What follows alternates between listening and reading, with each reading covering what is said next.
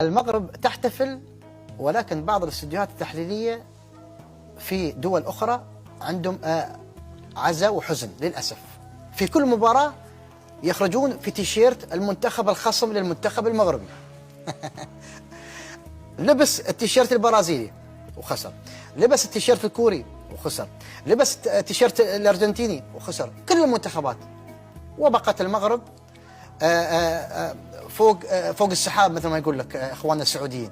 بيضطرون يوم يلبسون التيشيرت المغربي بيضطرون الان، يعني بيضطرون. الحل الوحيد انك تلبس التيشيرت المغربي حتى تحتفل مع المغاربه بهذا الانجاز. برامج رياضيه واستديوهات رياضيه تحتفل، او تريد المنتخب الخصم ان يحقق انتصار على المنتخب المغربي. شوف، شاء من شاء وابى من ابى، الرايه الحمراء المغربية هي من تسيدت المشهد في كأس العالم